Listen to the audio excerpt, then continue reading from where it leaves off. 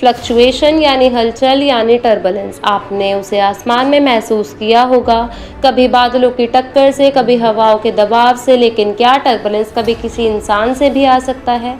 27 जुलाई 2025 एक आम सी सुबह लंदन से ग्लासगो जा रही ईज़ीजेट की फ़्लाइट EZY609 और तभी उस शांति में एक इंसान खुला जो सिर्फ शरीर से इंसान था पर दिमाग से तूफान।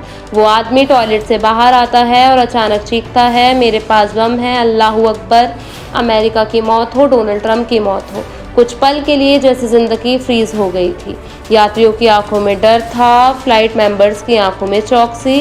वो आदमी अभिनायक 41 साल का भारतीय मूल का लंदन में रहने वाला था।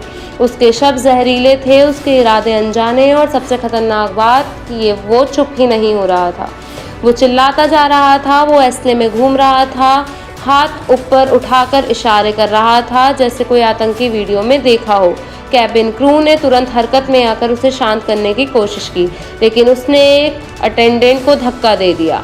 बस अब इंतजार नहीं किया गया। 3 पैसेंजर ने मिलकर उसे दबोच लिया।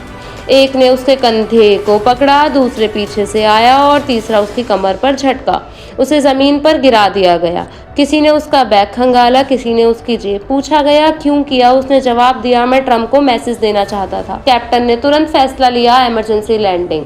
फ्लाइट को ग्लासगो एयरपोर्ट के एक आइसोलेटेड टर्मिनल पर लाया गया। बाहर पहले से ही पुलिस और फायर ब्रिगेड और बॉम्ब स्क्वाड तैनात थी। जैसे ही विमान रुका, पुलिस टीम फ्लाइट में दाखिल हुई और अभिनय को गिरफ्तार कर लिया।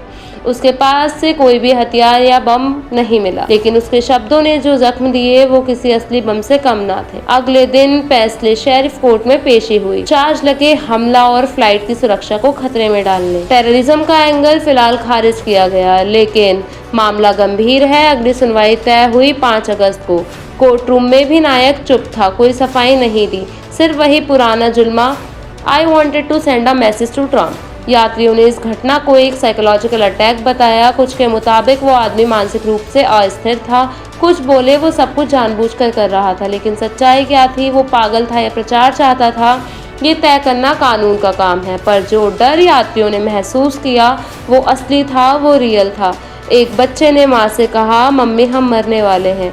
एक बुजुर्ग यात्री ने आंखें बंद कर ली और प्रार्थना करने लगा। इस पूरे वक्त ईज़ीजेट के क्रू ने शानदार संयम और साहस दिखाया। उन्होंने कामनेस बनाए रखी, सभी यात्रियों को सुरक्षित रखा और इमरजेंसी प्रोटोकॉल को फॉलो किया स्टेप बाय स्टेप। और वो यात्री जो सामने खड़े हुए, उन्होंने जो साहस दिखाया वो काबिले तारीफ है। उन्होंने न सिर्फ एक खतरे को रोका बल्कि पूरे फ्लाइट को हिम्मत दी। क्या आप अगली बार फ्लाइट में होंगे तो जरा और सतर्क होंगे, क्योंकि अब आप जानते हैं कि डर कभी भी और कहीं से भी आ सकता है। तो ऐसी तमाम खबरों के लिए बने रहिए न्यूज़ डिगी के साथ।